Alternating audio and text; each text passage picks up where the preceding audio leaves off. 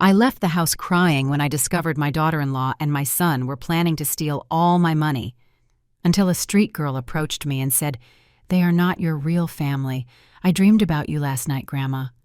When I saw the mark on her arm, I fainted. I'm glad to have you here.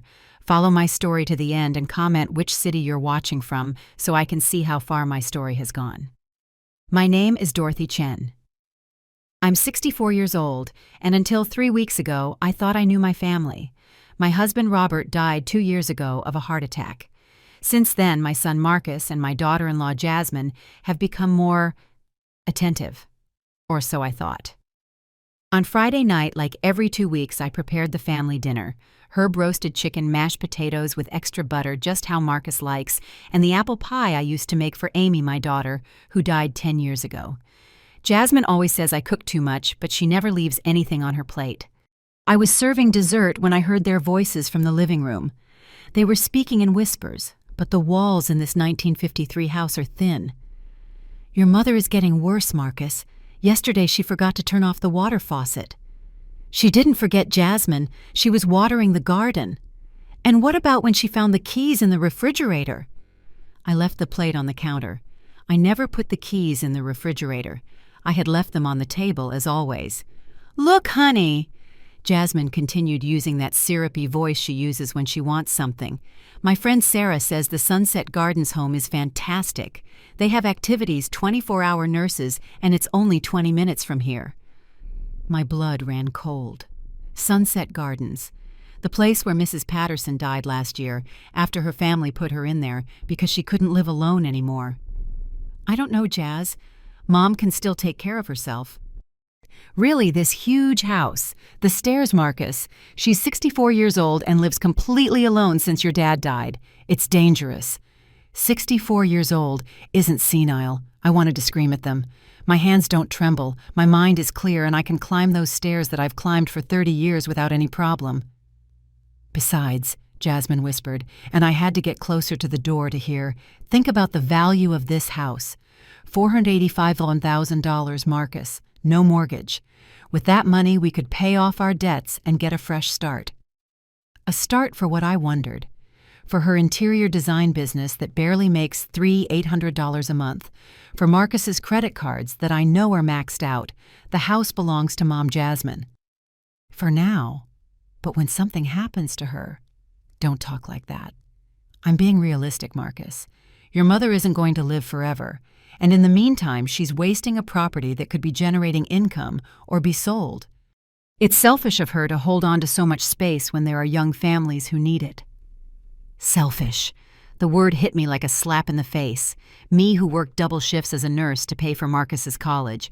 Me who took care of Robert during his last 6 months of cancer without a single complaint. Me who still brings them homemade food every week and gives them $500 every Christmas, even though I live on my $2, $100 a month pension. I went back to the kitchen with silent steps, served the pie on the porcelain plates that had been my mother's, and walked into the living room with my best smile. "What are you talking about?" I asked, placing the plates on the coffee table. Jasmine blushed slightly, but answered with her perfect smile. "About how beautiful the house is, Dorothy. Always so well kept." Marcus avoided my gaze, focusing on his piece of pie, as if it were the most fascinating thing in the world. For the next 30 minutes, we kept up the charade. Jasmine asked about my flowers. Marcus commented on work. And I acted like the obedient mother and mother-in-law I had always been, but something inside me had changed. Every smile from Jasmine seemed calculated. Every word from Marcus sounded hollow. After they left, I went up to the attic to find the box where Robert kept our important documents. I needed to see my will, check the house papers, make sure everything was in order. The box was where it always was, behind the Christmas decorations and old photographs. But when I opened it, I found something that froze my blood. There were documents I didn't recognize. Legal papers with the letterhead of Harrington and Associates Attorneys at Law. My name was written in several places with what looked like my signature, but I had never been to that office. I had never signed those papers. The first document was a power of attorney dated 3 weeks ago, granting Marcus Chen full authority over my financial affairs in case of mental or physical incapacity. The second was even worse. an authorization for the sale of my property at 2847 Maple Street, with my forged signature on the line below. The third document took my breath away. A pre-filled application for residency at Sunset Gardens with an admission date scheduled for April 1st, only 5 weeks away. I sat on the dusty attic floor, surrounded by boxes containing 40 years of marriage, staring at the papers that proved my only son had been planning to steal my house and lock me in an asylum. At the bottom of the box, underneath everything, I found something else. A folder I hadn't seen before, labeled in Robert's handwriting. For Dorothy, Amy. With trembling hands, I opened the folder. Inside was a letter from Robert dated 1 week before his death, and a photograph that made me start to cry. It was Amy, my beautiful Amy, holding a baby I never knew existed. Robert's letter began, "Dorothy, my love, there are things about Amy I never told you, things she made me promise to keep secret until the time was right. That moment never came before she died, but now that I'm leaving, you need to know the truth about your granddaughter." My granddaughter. Amy had a daughter, and I never knew. My hands trembled so much I almost dropped the photograph. On the back, in Amy's careful handwriting, it was written, "Luna Chen Santos, born May 23, 2015, my little crescent moon, just like your birthmark." 2015. Amy had died in March 2014. This child was born more than a year after her mother's death. That was impossible. Unless Amy had been pregnant when she died and I never found out, unless somewhere in Portland an 8-year-old girl lived who was my granddaughter, and my family had decided I was too senile to know. The sound of the phone ringing downstairs startled me. It was 11 at night. Who would call so late? I ran down the stairs, tripping in my hurry, and answered on the 4th ring. "Dorothy." It was Patricia's voice, Robert's sister. "I'm sorry to call so late, but I need to talk to you about Marcus." "What about Marcus?" "Dorothy, honey, we're all worried about you. Marcus told me about the incidents." "What incidents?" "The forgetfulness, dear, leaving keys in strange places, forgetting to turn off the water. Marcus says you're very stressed since Robert died." The betrayal spread like poison through my veins.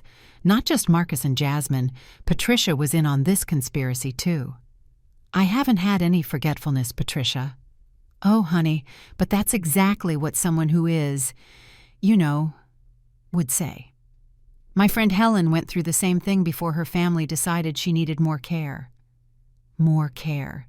As if I were a broken object that needed fixing. "I have to go, Patricia." "Dorothy, wait. We just want what's best for you. No one is saying you have to do anything you don't want to, but maybe you should consider—" I hung up the phone. In the silence of my kitchen, surrounded by the dirty dishes from the family dinner, I looked at the forged documents I had brought down from the attic. My family had decided I was a problem that needed to be solved. They had forged my signature, conspired to take my house, and planned to lock me in a place where I would die slowly like Mrs. Patterson. And somewhere in this city there was an 8-year-old girl who carried my blood and didn't know I existed. A girl who might be the only real family I had left. I couldn't sleep that night. I just sat on the bed I had shared with Robert for 30 years, reading his letter over and over, trying to understand how my world had turned upside down in a single night. The letter explained everything with the meticulous precision that characterized my husband.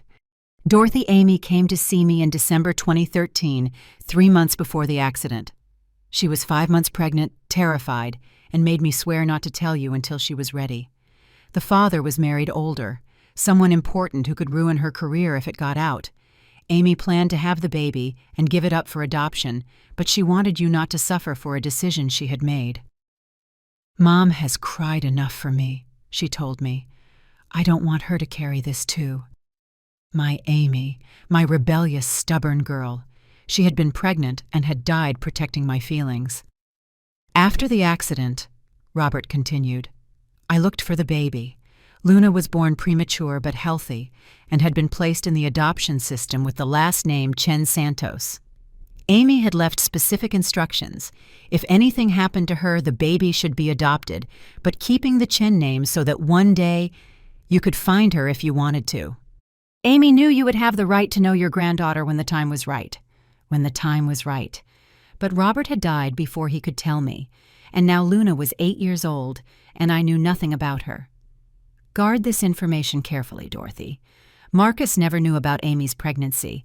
After she died, I decided it was best to keep it a secret until you could process your grief. But now that I'm leaving, I feel it's time for you to know the truth. The contact documents are in my safety deposit box at the bank under your name. The account number is 704963. 704963. I repeated it until I memorized it. Saturday morning at 8 a.m. sharp, the doorbell rang. Through the window, I saw Marcus's car parked in the driveway, but this time there was another car behind his. A black sedan I didn't recognize. I went downstairs, hiding the documents I'd found in the pocket of my robe, and opened the door. Marcus was standing on the porch with a nervous smile. Next to him was an older man in a suit who extended his hand to me. "Mrs. Chen, I'm Dr. William Harrington. Your son asked me to come by and do a routine evaluation." Routine evaluation. The word sounded like a death sentence. "I don't need any evaluation, doctor. I feel perfectly fine." Marcus stepped closer and put his hand on my shoulder with false concern. "Mom, we just want to make sure you're okay. You've been a little confused lately." "I haven't been confused at all." Dr. Harrington took a tablet out of his briefcase. "It will only be a few simple questions, Mrs. Chen, for the family's peace of mind." The family, as if I wasn't part of it. "Can you tell me what day it is today?" the doctor asked. "Saturday, February 23rd, 2024. "And who is the President of the United States?" I answered every question with perfect precision. My birth date, my address, the names of my neighbors, the color of my car. Every answer was correct, and I could see the frustration growing in Marcus's eyes. "Mom," he said when the doctor finished, "we also want to talk to you about the house." There it was. The real reason for the visit. "What about the house?" "It's very large for you alone and expensive to maintain. The taxes last year were $4,200 plus maintenance utilities. I can afford it perfectly well with my pension." "But you shouldn't have to," Dr. Harrington intervened. "Your son tells me there are more suitable options for your stage of life." My stage of life, as if I were an old piece of furniture that needed to be replaced. "Dr. Harrington," I said with the firmest voice I could manage, "I don't know what my son has told you, but my mind is perfectly clear. I have no intention of moving anywhere." Marcus and the doctor exchanged a look I didn't like at all. "Mom, I know this is difficult, but Jasmine and I have been looking into options. Sunset Gardens has a waiting list, but they can make an exception. If what, Marcus? If we present medical documentation that justifies the urgency." The threat hung in the air like toxic smoke. Medical documentation. They could get any doctor to write whatever they needed if they paid them enough. After they left with the promise to keep talking soon, I called Patricia. I needed to know exactly how deep this conspiracy went. "Dorothy, dear, I'm glad you called. Marcus told me about the doctor's visit. How did it go?" "Patricia, how long have you known about Marcus's plans?" There was a pause that was too long. "What plans?"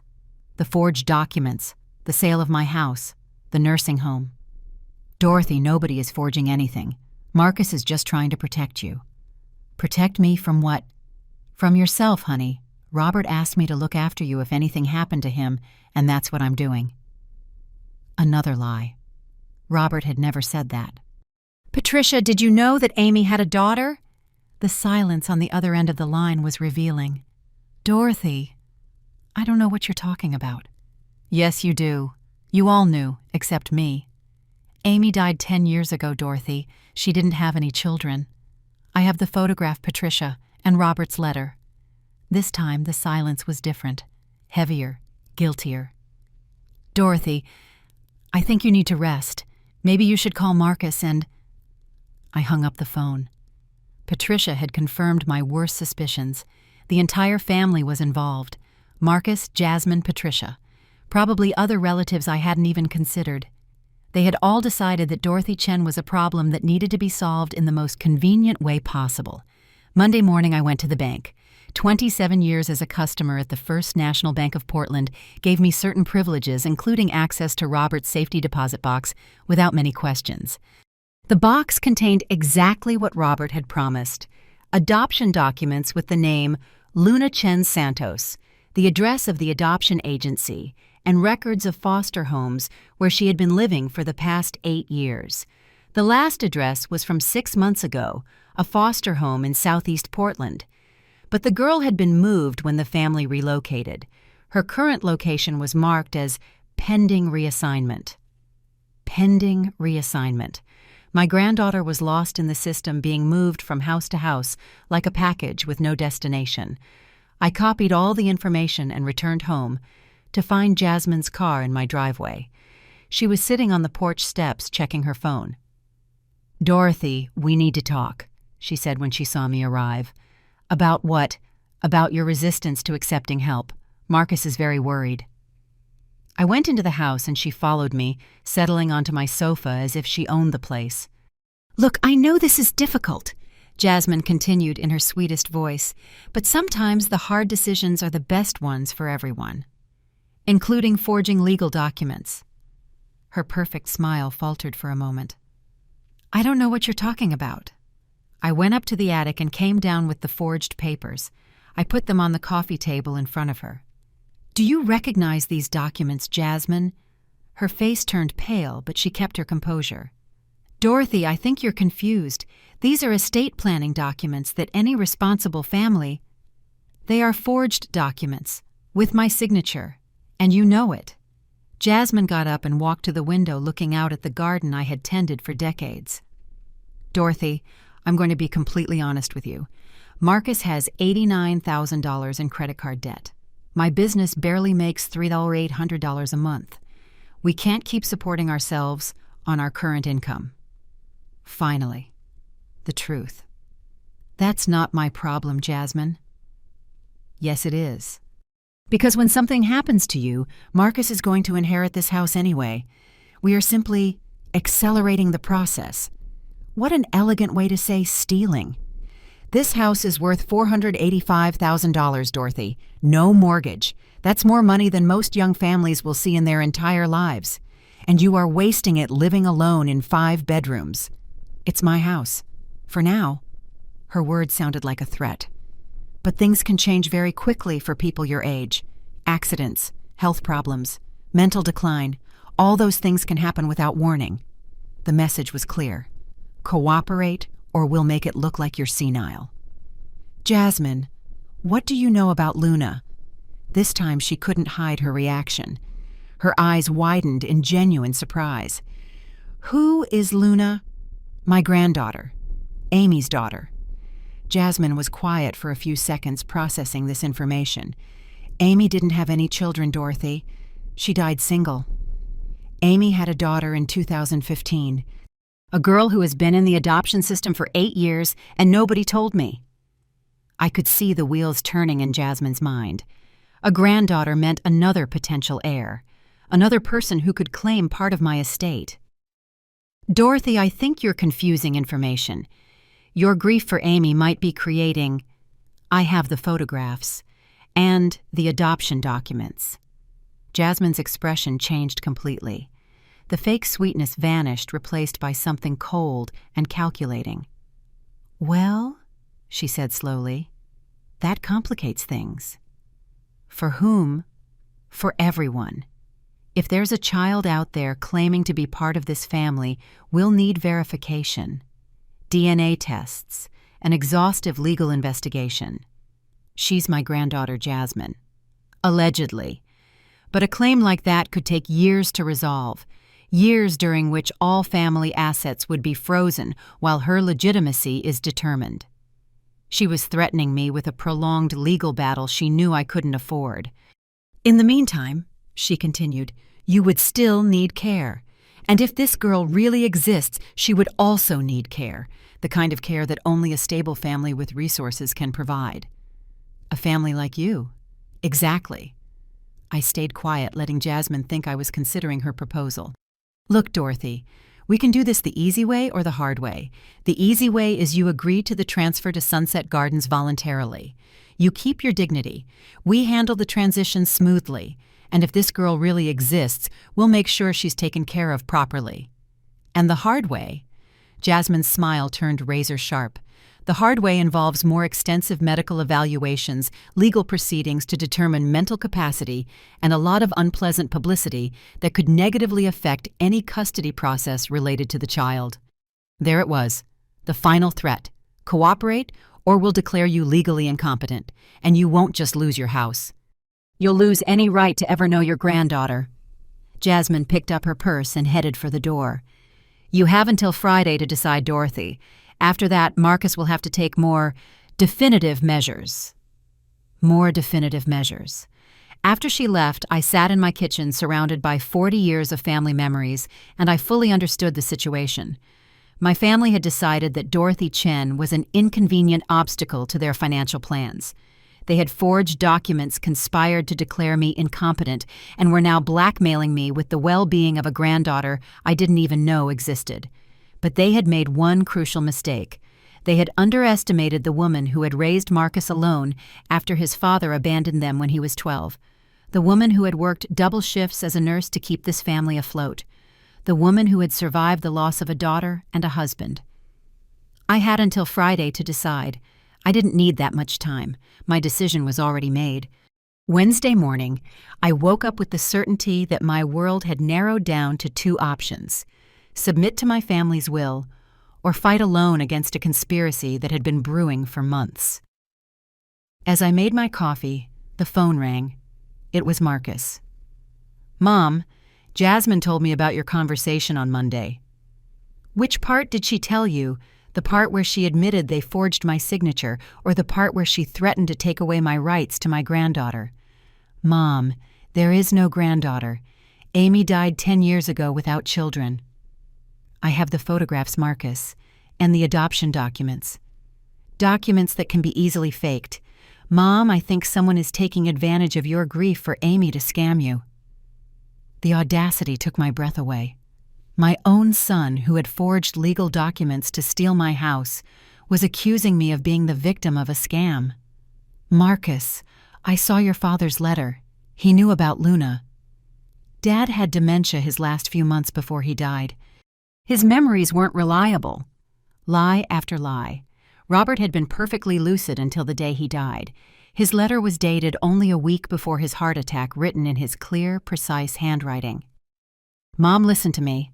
We have an appointment with Dr. Harrington tomorrow at 2 p.m., a more comprehensive evaluation. I'm not going to any evaluation. It's not optional, Mom. I already signed the papers as your legal representative. You are not my legal representative. I never signed any power of attorney. The documents say otherwise. I hung up the phone and stood trembling in my kitchen. The trap was closing faster than I had anticipated. They had forged documents, a corrupt doctor, and now Marcus was claiming legal authority over my medical decisions. If I went to that appointment tomorrow, I would come out certified as mentally incompetent. If I didn't go, they would use my absence as evidence that I had lost my mind. It was a no-win situation. At 10 a.m., the doorbell rang again. This time it was Patricia, accompanied by a woman I didn't recognize. Dorothy, dear, this is Mrs. Williams. She's a social worker from the county. My blood ran cold. A social worker meant the situation had escalated beyond family threats. Mrs. Williams was a woman in her 50s with a professional smile that didn't reach her eyes. Mrs. Chen, we've received some concerns about your well-being. I was wondering if we could talk. What kind of concerns? Reports of erratic behavior, memory problems, difficulty managing financial affairs. Reports, plural. More than one person had called to report me. Who made these reports? That information is confidential, but I can tell you the concerns come from family members who are genuinely worried about your safety. Patricia nodded solemnly, playing the role of the concerned relative to perfection. Mrs. Chen, would you be willing to answer a few basic questions? For the next 20 minutes, I answered question after question. My full name, date of birth, address, my neighbors' names, the current year. Who was the president? Every answer was perfect, but I could see that Mrs. Williams was taking notes on other things. The fact that I was wearing the same robe as yesterday, that I hadn't brushed my hair, that there were dirty coffee cups in the sink, signs of deteriorating self-care that anyone in crisis would show, but which in a 64-year-old woman would be interpreted as evidence of dementia. Mrs. Chen, your family mentions that you've been making some unusual claims about an alleged granddaughter. They aren't claims. I have documents. Could you show me those documents? I went to the attic and came down with the photo of Amy and Luna and the adoption papers. Mrs. Williams examined them carefully. Mrs. Chen, when did you get these documents? I found them in my husband's safety deposit box after his death. And it doesn't seem strange to you that your husband never mentioned the existence of a granddaughter during the years following your daughter's death. The question was designed to make my story sound paranoid. My husband had his reasons for keeping it a secret. Patricia intervened with a voice full of false compassion. Dorothy, dear, we know how much you miss Amy. We all miss her. But inventing a granddaughter isn't going to bring her back. I'm not inventing her. Mrs. Williams closed her notebook and stood up. Mrs. Chen, I'm going to recommend a more complete psychological evaluation. In the meantime, I strongly suggest you consider accepting more support from your family. More support. Code for let them control you before we have to do it by force. After they left, I was left alone in my house, which no longer felt like a home, but like a prison waiting for the jailer to come for me. I walked through the rooms where I had raised my children, where I had cared for Robert during his illness, where I had mourned Amy's death. Every corner held memories of a life dedicated entirely to my family, and now that same family had betrayed me in the cruelest way possible. In Amy's room, which I had kept exactly as she left it, I sat on her bed and made the hardest decision of my life. I was not going to wait for them to destroy me. I packed a small bag with essentials. Some clothes, medications, the documents about Luna, and the $200 in cash I kept for emergencies. I wrote a simple note. I've gone out of town for a few days. Don't look for me. I left the note on the kitchen table and walked out of the house that had been my home for 30 years, not knowing if I would ever return. I drove toward downtown Portland without a specific destination. I just knew I needed to find Luna before my family locked me up somewhere I could never look for her. The sky was gray and threatening rain, typical of February weather in Oregon. I parked near Waterfront Park and started walking, trying to process everything I had lost in a week. My house, my family, my sense of security. It had all crumbled like a house of cards. The only real thing I had left was a photograph of a girl I had never met, and the hope that somewhere in this city my granddaughter was waiting for me to find her. As I walked through the downtown streets, I passed through areas I hadn't visited in years. There were many homeless people, some sleeping in doorways, others asking for money on street corners. I wondered how many of them had lost their homes through family betrayals similar to mine. Hunger forced me to stop at a small cafe near Pioneer Courthouse Square. I ordered a sandwich and coffee and sat by the window watching the people pass by, families with children, young couples, workers rushing to their offices. Normal life for normal people who hadn't been betrayed by their own blood. While I ate, I took out Luna's documents and studied them again. The last known address was in Southeast Portland, but that was 6 months ago. Where would she be now? In another foster home, in some children's center. Was someone taking proper care of her, or was she being moved from place to place like a worthless object? The thought of my granddaughter alone in the system broke my heart. Amy had died protecting me from the pain of knowing about her pregnancy, but in doing so, she had condemned her daughter to a life without family, a life I could have changed if I had known the truth. When I finished eating, I decided to walk towards Southeast Portland. It was a long walk, but I had time, and I needed to do something productive with my desperation. The rain started when I had been walking for about an hour. It wasn't the hard Oregon winter rain, but a persistent drizzle that slowly soaked everything. By the time I reached the address I had for Luna's last foster home, I was completely drenched and shivering from the cold. The house was a modest two-story building in a working-class neighborhood. I rang the bell with trembling hands. A Latina woman in her 40s opened the door. "Can I help you?" "Excuse me. I'm looking for information about a girl who lived here a few months ago, Luna Chen Santos." The woman's expression softened immediately. "Are you family of Luna's?" "I'm her grandmother." "Oh my God!" The woman quickly invited me in. Come in, you're soaked." She took me to her warm kitchen and gave me a towel and a hot cup of coffee. "I'm Carmen Reyes. Luna was with us for 4 months last year. A beautiful girl, but so sad." "Do you know where she is now?" "They moved her when we moved here from our old house. I wanted to keep her, but since we weren't certified foster parents, we only had her temporarily while they found something more permanent." Carmen showed me pictures on her phone of Luna, helping in the kitchen, playing with the other children, smiling shyly at the camera. "She talked a lot about her mom," Carmen told me. She said her mom had told her she had a grandma somewhere, but that she couldn't look for her until she was older. Amy had told her about me. Did she mention anything else about the family? Only that her mom had died when she was very little and that she didn't have anyone else. But she always said that one day she would find her grandma Dorothy. Tears started streaming down my face. My granddaughter had been waiting to find me while I didn't even know she existed. "Carmen, do you have any idea where she might be now?" "Call Family Services tomorrow. Ask for Luna's social worker. Her name is Janet Morrison. She should be able to give you information if you can prove your family." She gave me the phone number and offered to let me stay the night, but I needed to keep looking. Every hour that passed was another hour Luna remained lost in the system. I left Carmen's house with more hope than I'd had in days, but also with more urgency. My granddaughter was out there waiting for me, and I had to find her before my family locked me away somewhere I could never search. The rain had stopped, but the sky was still gray and threatening. I walked back toward downtown, passing through neighborhoods that got poorer and more dangerous as it got later. When I reached the Burnside Street area, it was already dark. The streets were full of homeless people, many of them young. I wondered how many of those kids had been in the system like Luna, aging out without a family to claim them. I stopped in a small park where several people had set up tents and makeshift shelters. Most ignored me. But one little girl sitting alone on a bench looked right at me. She was a Latina girl about 8 years old with dark hair and big eyes that immediately reminded me of Amy at that age.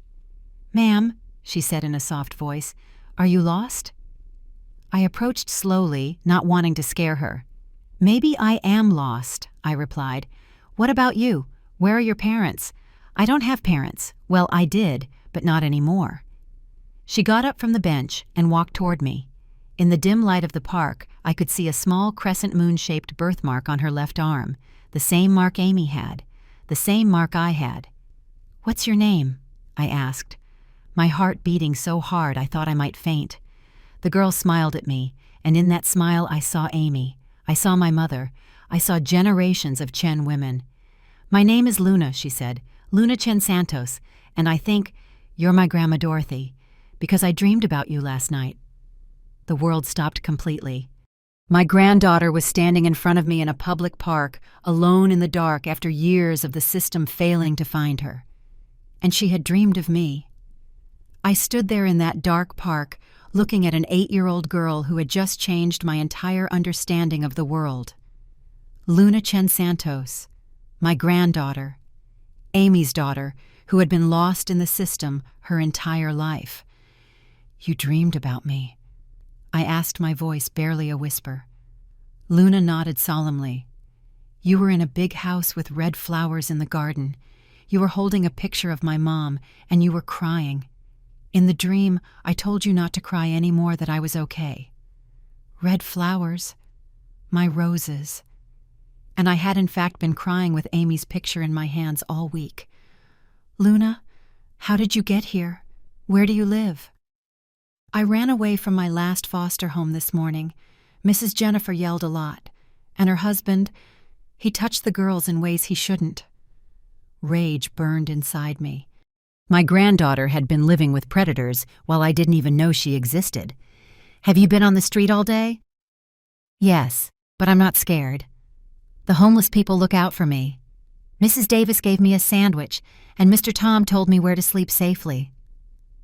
An 8-year-old girl navigating the streets of Portland, protected by strangers, because the system had completely failed to keep her safe. Luna, do you know who I really am? You're Dorothy Chen, my grandma. My mom told me about you before she died. You remember your mom? A little. She died when I was 3. But before that, she told me stories about her family, about her mom, Dorothy, who was a nurse and made the best chocolate chip cookies in the world, about her brother Marcus, who was really smart with numbers. Amy had spoken of Marcus with love. If only she knew what her brother was doing now. Did she tell you why you couldn't live with me? Luna sat on the bench and I sat next to her. In the park light, I could study her face more carefully. Amy's eyes, but the shape of her face was like mine at her age. The birthmark was identical to the one I had in the same spot. Mom said her family didn't know about me because my mom's dad promised he would take care of me, but that when he died, I could look for my grandma if I wanted to. Grandpa Robert. Amy had trusted him to tell me about Luna after her death, but Robert had died before he could keep that promise. Luna, why didn't you look for me sooner? I tried. When I turned 7, I asked my social worker to help me find Dorothy Chen in Portland, but she said there was no Dorothy Chen registered as my family in the system, because Marcus had made sure my name never appeared in Luna's family records. My own son had known about his niece for years and had done everything possible to ensure we never met. Did Marcus know about you? Yes. He came to see me 2 years ago when I was in a foster home in Southeast Portland. Mrs. Carmen told me he was my uncle. My blood ran cold. Marcus had met Luna and never said a word to me. What happened when he came? He asked me if anyone else knew about my family. I told him no, that my mom told me to only talk about you all with people I trusted. He told me it was better that way, that some things were better kept secret. Did he tell you why? He said that Grandma Dorothy was very sick after Grandpa Robert died, and that knowing about me might make her sicker. The manipulation was so cruel, it took my breath away. Marcus had used my grief over Robert's death to justify keeping me away from the only real family I had left. Did he visit you regularly? At first, yes. Every few months, he always brought money for the family taking care of me and told me it was important not to tell anyone about our conversations. When was the last time you saw him? 6 months ago. That time, he came with a very elegant lady. He said she was his wife. She asked me a lot of questions about how much I knew about my family. Jasmine. They had been vetting Luna, making sure she wasn't a threat to their plans. What kind of questions? If I knew about money, about Grandma's house, if anyone had told me I might inherit something someday. Of course. They were assessing if Luna posed a financial threat to their plans to steal my inheritance. What did you tell them? The truth? That I didn't know anything about money? That I just wanted to meet my grandma before it was too late? What did they say? Luna looked down. The elegant lady told Marcus that I could be a problem when I got older, that kids like me sometimes make up stories to get money from rich families. Jasmine had seen an 8-year-old girl as a threat that needed to be neutralized. And after that visit, Marcus told me he probably couldn't come anymore, that his wife thought it wasn't good for me to have false hopes about reuniting with my family. False hopes. As if family love was a cruel fantasy instead of a basic right. Luna, why were you in that house where the man was touching you inappropriately? After Marcus stopped coming, my social worker said they needed to find me a more permanent family. They put me with the Hendersons because they said they wanted to adopt me. And what happened? At first, everything was fine, but then Mrs. Henderson started yelling a lot, and Mr. Henderson started coming into my room at night. Tears streamed down my face. My granddaughter had been abused while Marcus and Jasmine plotted to steal my house and lock me in an asylum. Did you tell anyone about Mr. Henderson? Yes, but Mrs. Henderson said I was lying to get attention. My social worker said kids in the system sometimes make up stories when they aren't happy in a family. The system had completely failed to protect Luna, just as it had failed to reunite her with me. That's why you ran away. Yes. This morning, Mr. Henderson tried to do more than just touch me, so I ran. And I decided it was better to live on the street than in that house. I stood up from the bench, trembling with fury and determination. Luna, do you want to come home with me? Her eyes lit up for the first time since I'd met her. Can I really? Won't I get in trouble with social services? I'm your grandmother. I have a legal right to take care of you. What if Marcus says no? Marcus no longer has a say in anything that has to do with me or with you. I took Luna's small hand in mine. Her skin was cold, but her grip was firm. Luna, before we go home, I need to know one more thing. Did you know that Marcus and his wife are trying to take my house away? The house with the red flowers. Yes. I didn't know that, but the last time Marcus came, I heard him and the elegant lady talking about money. She said something about an old house that was worth a lot of money, and an old lady who didn't know how to manage so much money alone. An old lady. Me. Do you remember anything else from that conversation? The elegant lady said, it was a pity there was a kid complicating things, but that there were ways to make sure problem children disappeared in the system. Jasmine had been planning to make Luna disappear to eliminate any future claim on my inheritance. Luna, do you want to help me stop Marcus and Jasmine? How? By showing up.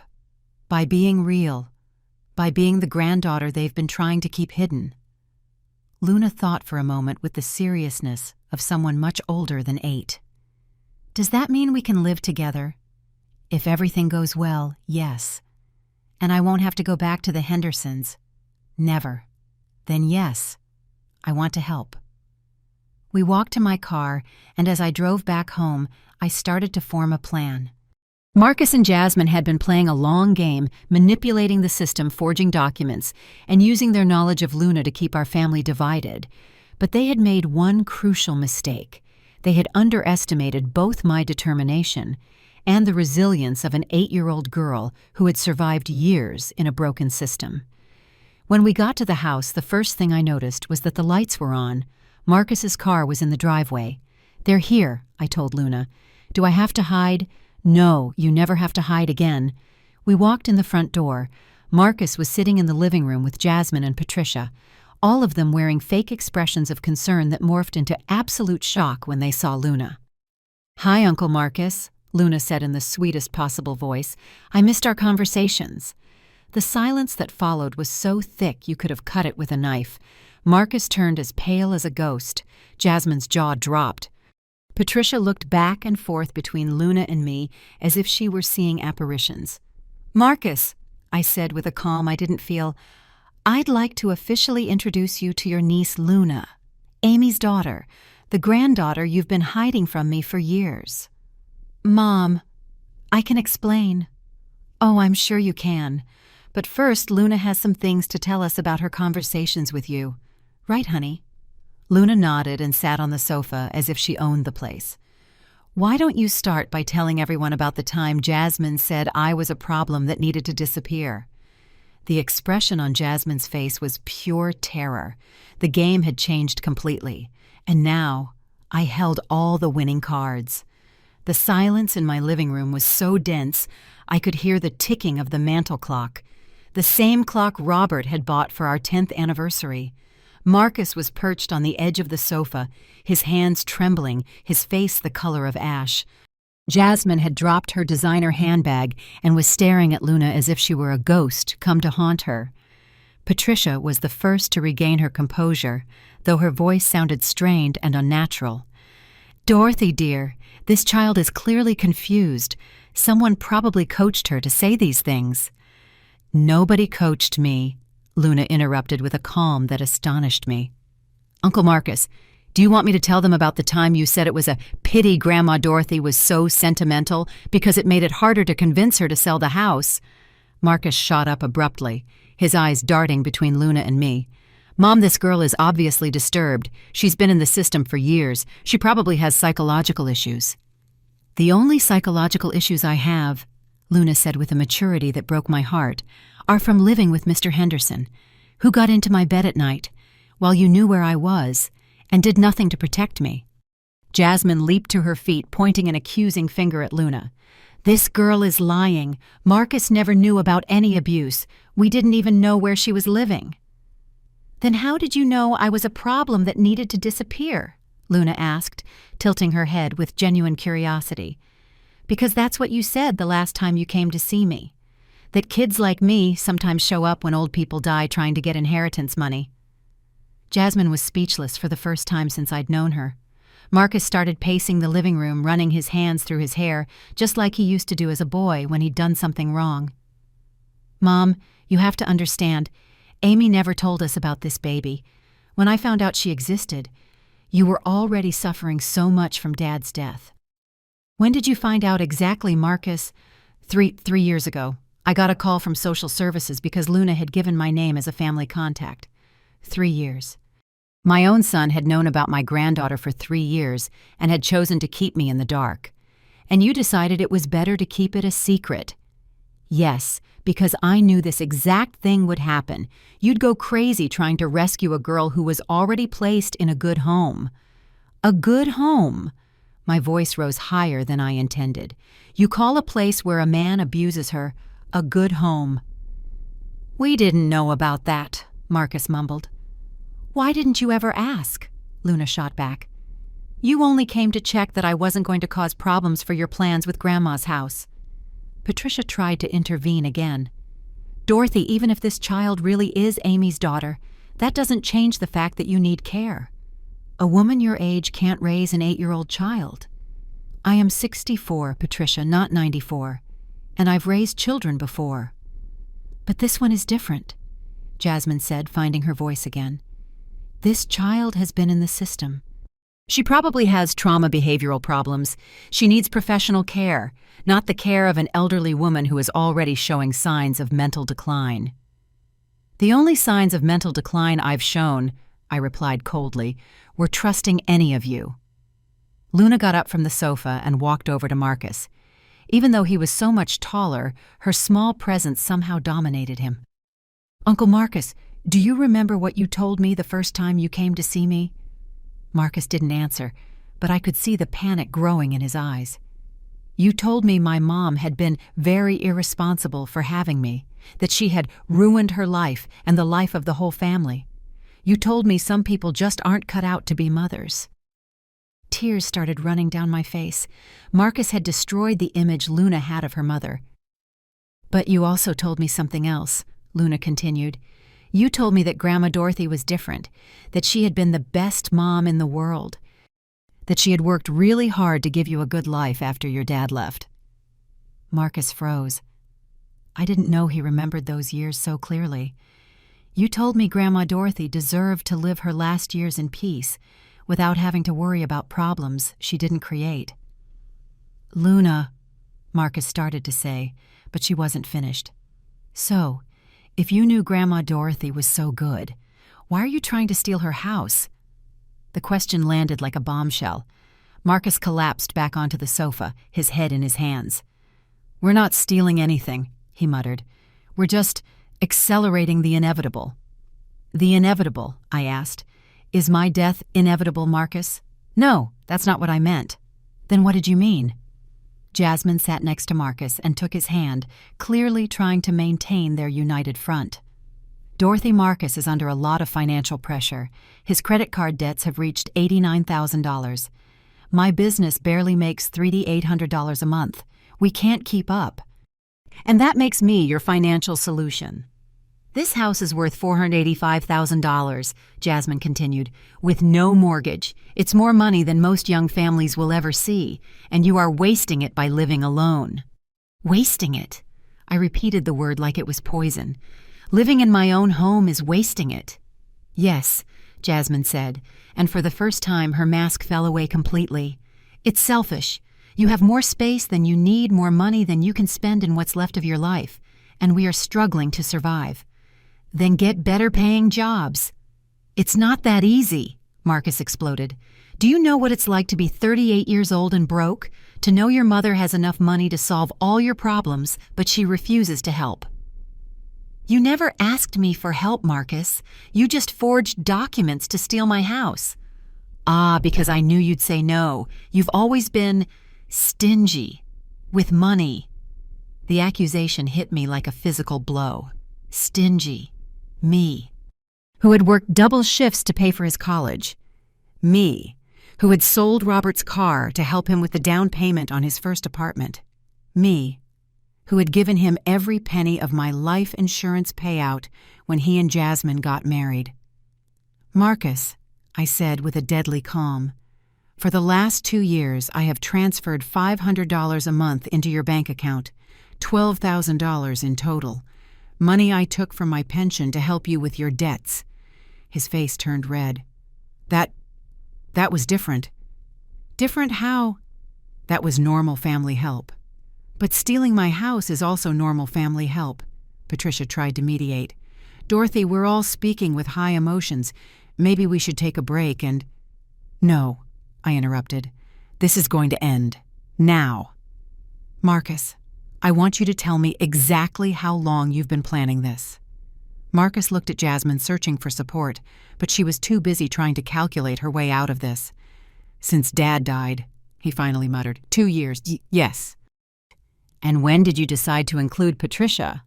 Patricia offered to help, Jasmine said. She's also worried about your well-being. Patricia is worried about her cut of the inheritance when I die, I answered. Isn't that right, Patricia? My sister-in-law didn't respond, but her silence was answer enough. And Dr. Harrington, how much are you paying him to declare me incompetent? $5,000, Marcus mumbled.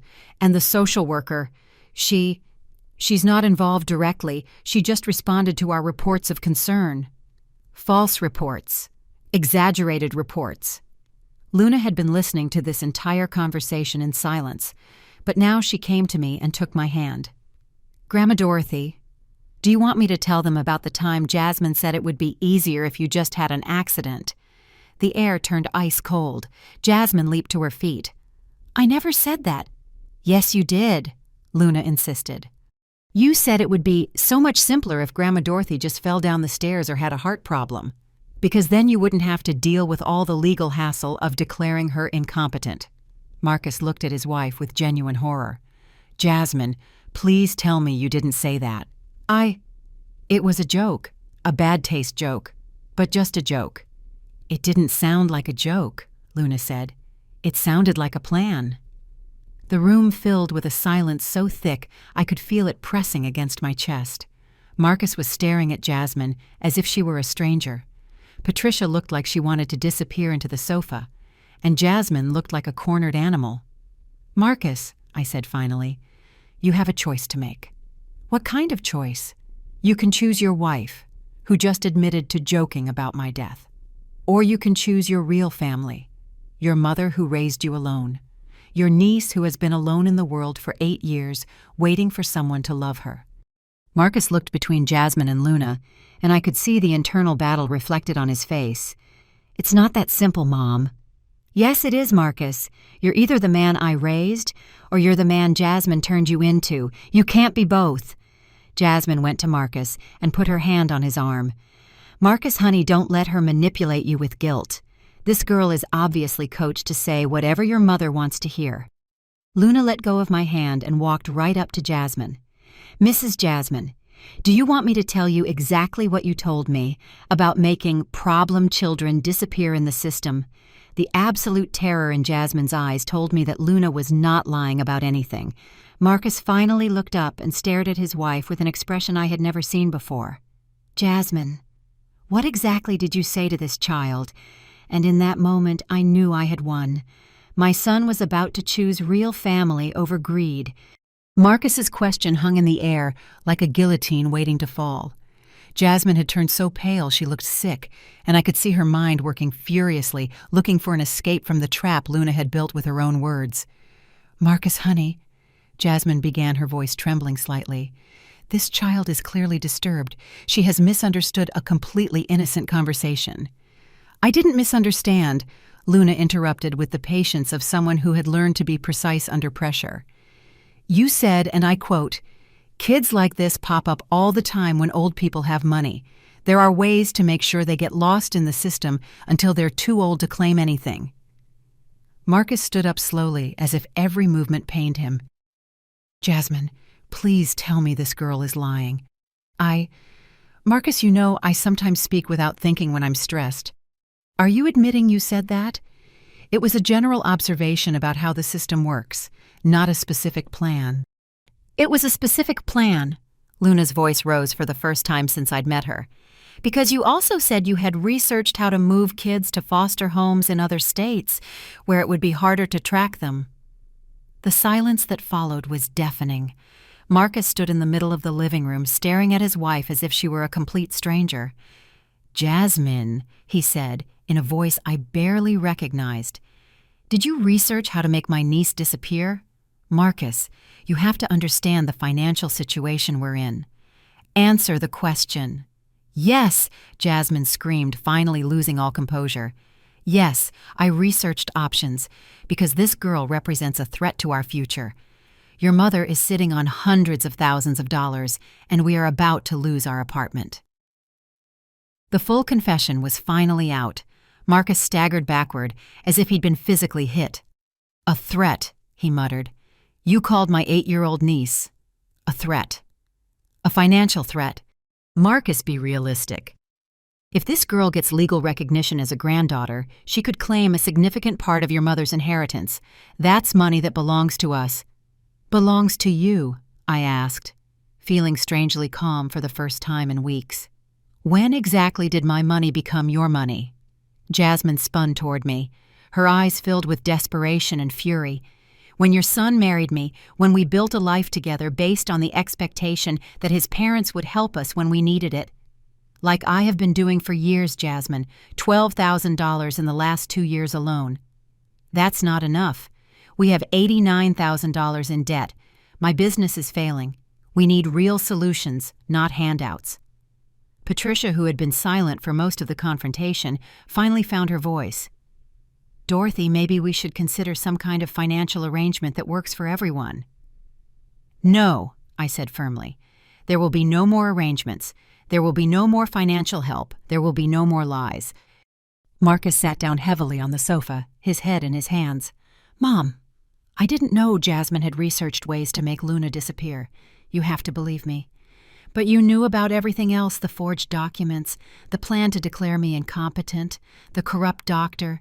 "Yes," he muttered. "I knew about all of that. And you justified it how, I thought it would be better for you. Homes like Sunset Gardens have activities company medical care. And my house, I thought it would be better if we sold it before something happened to you, to ensure the money was managed properly. Managed by you." Yes, at least he was honest now. Luna walked over to Marcus and sat next to him on the sofa. Her small presence somehow made my 38-year-old son look like a child. "Uncle Marcus, do you know what my mom used to tell me about you?" Marcus slowly lifted his head. "What did she tell you?" "She told me you had the kindest heart in the world, but that you sometimes made foolish decisions when you were scared. She told me that when you were little, you once broke her favorite toy, but you lied about it for weeks because you were too afraid to tell the truth." Marcus began to cry silently. "She told me," Luna continued, "that when you finally confessed, Grandma Dorothy didn't yell at you. She hugged you and told you she would always love you, no matter what mistakes you made." Tears were streaming down my face now, too. I remembered that day perfectly. Marcus had broken Amy's favorite doll and had made up an elaborate story about how it had fallen on its own. "Do you think it's too late to confess now?" Luna asked, with the wisdom of someone who had learned about forgiveness in very hard ways. Marcus looked at me, his eyes red and swollen. "Mom, I'm sorry. I'm so sorry. You're right about everything. I'm a thief. I'm a liar. I'm the worst son in the world." "You're not the worst son in the world, Marcus. But you have made horrible decisions." "I know, and I don't know how to fix it." Jasmine, who had been watching this exchange with growing panic, decided to make one last desperate attempt. "Marcus, you can't let them manipulate you like this. Think about our debts. Think about our future." Marcus stood up slowly and walked over to his wife. "Jasmine, you plan to make my 8-year-old niece disappear in the system to protect money that isn't even ours. It was a contingency, an emergency option. It was the plan of a psychopath. Marcus, you know what, Jasmine? You're right about one thing. Our marriage is over." The declaration fell like a bombshell. Jasmine stared open-mouthed, clearly not having expected Marcus to find the backbone to leave her. "You can't be serious." "Completely serious. I want you to pack your things and leave our apartment. Tonight." "You can't kick me out. It's my apartment too." "Technically, I intervened. It's the apartment I paid the deposit on, whose rent I have been subsidizing, and which is in Marcus's name only." Jasmine looked at me with pure hatred. "This isn't over, Dorothy. I'm going to fight this. I'm going to get lawyers. I'm going to prove you're a senile old woman being manipulated by a disturbed child." "Go ahead," I replied calmly. "But you're going to need money for those lawyers, and I have a strong suspicion you're going to have very serious financial problems very soon." "What do you mean by that?" I took out my phone and dialed a number I had memorized that afternoon. "Hello, Mr. Henderson. This is Dorothy Chen. I wanted to report child abuse against a minor who was in your care. Her name is Luna Chen Santos, and I have a witness willing to testify. Yes, the child is safe now and in my care. Of course, we can come to the police station tomorrow morning." I hung up and looked at Jasmine with a smile that probably didn't look very kind. "You see, Jasmine, when Luna testifies about the abuse she suffered at the Hendersons' home, she's naturally going to mention the conversations she had with you about making problem children disappear in the system. Investigators are going to be very interested in those conversations, especially considering your connection to the plans to declare me incompetent." Jasmine's face turned green. "You can't prove anything." "I don't need to prove anything.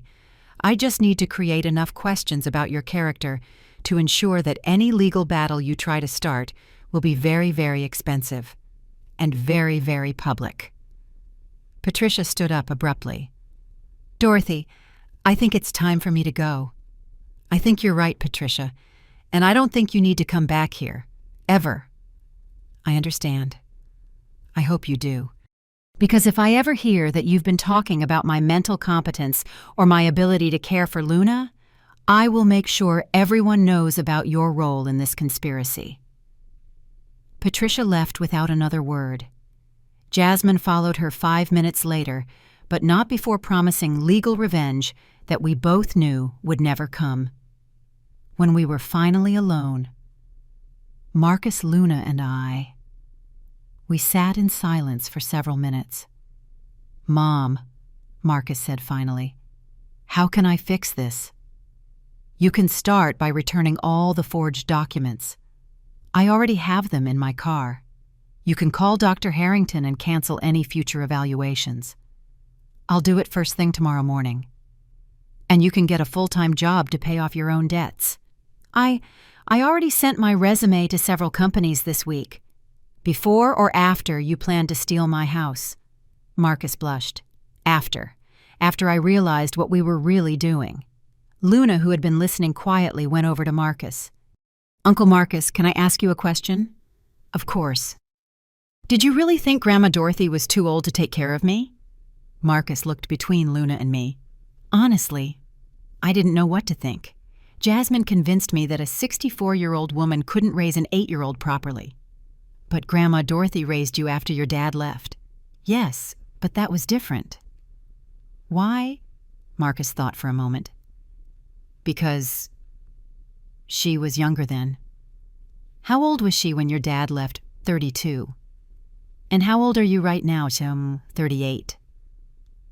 Luna sat back as if she had proven an important point. "So, when Grandma Dorothy was younger than you are now, she was strong enough to raise you alone. But now that she has more experience, she's suddenly too weak." Marcus had no answer for that. "Besides," Luna continued, "I don't need someone to raise me from scratch. I just need someone to love me and keep me safe. Do you think Grandma Dorothy can do that?" "Yes," Marcus muttered. I think she can. Then I don't see what the problem is. Out of the mouths of babes, Marcus stayed a while longer helping us make plans for the legal process of getting formal custody of Luna. He called social services to report Luna's location and schedule a meeting with her social worker. He also helped me contact a family lawyer to navigate the adoption process. When he finally left, it was almost 11 at night. Luna and I sat in my kitchen sharing a late dinner of sandwiches and chocolate milk. "Grandma Dorothy," Luna said after finishing her sandwich, "can I ask you something?" "Of course." "Why did you forgive Marcus so easily?" It was a good question, and I wasn't sure I had a good answer. "I guess because I saw that he was truly sorry, and because I remember the boy he used to be before Jasmine changed him." "But aren't you afraid he'll do something like this again?" "A little. But I think he learned a very expensive lesson about the consequences of betraying family." Luna nodded thoughtfully. "My mom told me once that families are like gardens. Sometimes the plants grow in ugly directions, but if you prune them carefully, they can grow back beautifully." "Your mom was very wise. Do you think Marcus can grow back beautifully?" "I hope so, but it's going to take time." That night, I tucked Luna into Amy's room. She looked so small in that big bed, but she also looked safe for the first time since I'd met her. "Grandma Dorothy," she said as I tucked her in, "can I confess something?" "Of course." "I didn't really dream about you the night before I met you." My heart skipped a beat. "You didn't?" "I've been dreaming about you my whole life, ever since I was very little. My mom described exactly what you looked like, what your voice sounded like, even what your perfume smelled like. When I saw you in the park, I recognized you immediately." "Why did you say you dreamed about me that specific night?" "Because I knew you needed to believe in something magical. You had just found out your family betrayed you. You needed to believe the universe still had good surprises for you."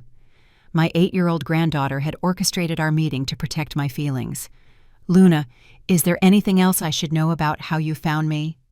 "Well," she said with a mischievous little smile, "I might have been watching your house for a few days after I ran away from the Hendersons. I wanted to make sure you were as nice as my mom said before I approached you." "You were spying on me." "Just a little. I saw when Jasmine came to threaten you. I saw when you ran out of the house crying. I knew it was the perfect time to show up, because you needed hope just as much as I needed a family." My granddaughter had manipulated the entire encounter to maximize the emotional impact. She was definitely a Chen. "Are you mad at me for lying?" she asked. "I'm not mad, Luna. I'm impressed. You used the same strategy I used on Marcus and Jasmine, letting them reveal their true nature under pressure." "Did I learn that from you?" "I think you learned it from your mom, and she learned it from me." Luna smiled and closed her eyes. "Grandma Dorothy, do you think my mom would be proud of how we handled this? I think your mom would be very proud of how you protected your family. Are we a family now? For real. We are a real family." 3 months later, I was sitting in my garden watching Luna plant new roses next to the ones I had tended for decades. Marcus came to visit every Sunday bringing flowers and apologies that were becoming more genuine each week. He had gotten a job as an accountant at a downtown firm that paid enough for him to slowly start paying off his debts. The adoption process had turned out to be simpler than expected once we presented all of Robert's documentation and Luna's testimony about years of system neglect.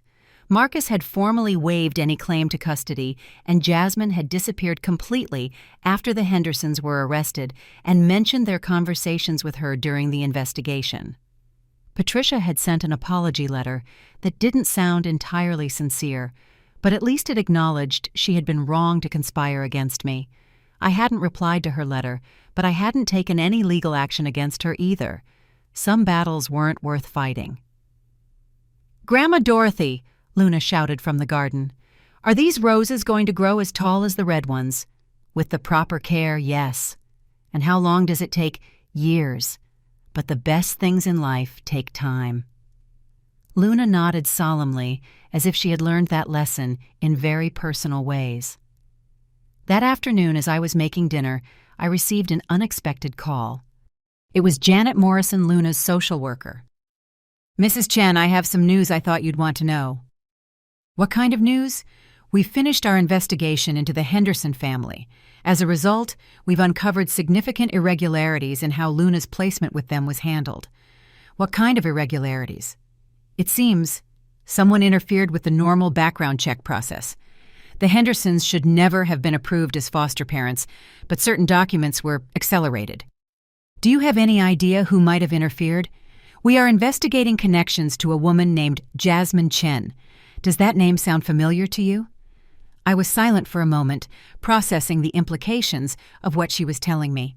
"Mrs. Morrison, are you suggesting that my former daughter-in-law deliberately placed Luna with an abusive family?" "I can't make specific accusations at this time, but the evidence suggests there was deliberate manipulation of the placement system." Because Jasmine hadn't just planned to make Luna disappear, she had actively orchestrated her placement in a dangerous situation. "Will there be criminal charges?" "It's very likely. I'll keep you informed on the investigation's progress." After hanging up, I stood in my kitchen thinking about the depth of Jasmine's betrayal. It hadn't just been greed or financial desperation. It had been pure malice directed at an innocent child who had done nothing but exist. Luna came in from the shower, her hair damp, wearing one of the new pajamas we had bought on our first shopping trip together. "Are you okay, Grandma Dorothy? You look worried." I didn't want to burden her with more details about Jasmine's cruelty, but Luna deserved to know there was justice in the world. "That was Mrs. Morrison. It looks like Jasmine is going to face criminal charges for what she did to you." Luna sat at the table with me. "Do you feel bad for her?" "A little," I admitted. "Not because she doesn't deserve it, but because it makes me sad that someone could be so cruel to a child." "Do you think Marcus knew?" "No, I think Marcus is many things, but I don't think he's someone who would deliberately hurt a child." "Do you think he and Jasmine are really going to get divorced? They already started the paperwork last week." Luna nodded, as if she expected that answer. "Grandma Dorothy, yes. Thank you for not giving up the search when it seemed impossible. Thank you for finding me when I needed it most." That night after Luna fell asleep, I sat on my back porch, looking at the stars. The house felt complete for the first time since Robert's death. Not just because I had company, but because I finally had a purpose again. My phone rang. It was Marcus. "Mom, do you have a minute?" "Of course. I wanted to thank you for giving me another chance. I know I didn't deserve it." "We all deserve second chances, Marcus, but only one." "I understand." "Mom, there's something else I wanted to tell you." "What?" "I've been going to therapy to understand how I got to a point where I was willing to steal from my own mother. And what have you learned? That for years I've been looking for shortcuts instead of working hard, that I let Jasmine convince me I deserve things I hadn't earned, and that I lost sight of who was really important in my life. And who is important in your life? You, Luna, real family, not the money I thought that family owed me." It was the kind of conversation I had been waiting to have for years. "Marcus, do you want to come for dinner on Sunday? Luna wants to show you her garden." "I'd love that." After I hung up, I sat on the porch a while longer, feeling something I hadn't felt in months. True peace. It wasn't the peace of winning a battle, it was the peace of having rebuilt something I thought I had lost forever. My family wasn't perfect, but it was finally real. Luna had mentioned that families were like gardens, and she was right. We had pruned the toxic parts, we had nurtured what was worth saving, and we had planted new seeds of trust and love. Would Marcus grow into the man I knew he could be? Only time would tell. Would Jasmine face the full consequences of her actions? The courts would decide that. Would Luna and I build the family memories we had both lost?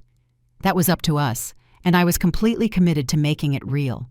As I got ready to go inside, I looked toward Luna's room where a soft light filtered out from under the door.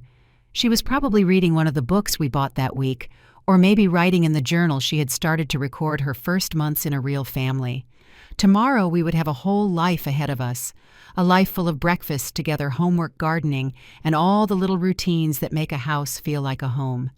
But for tonight, it was enough to know that we were both safe, that we were both where we belonged, and that we had both found exactly what we had been searching for our whole lives. A real family, built not on blood or obligation, but on choice and love.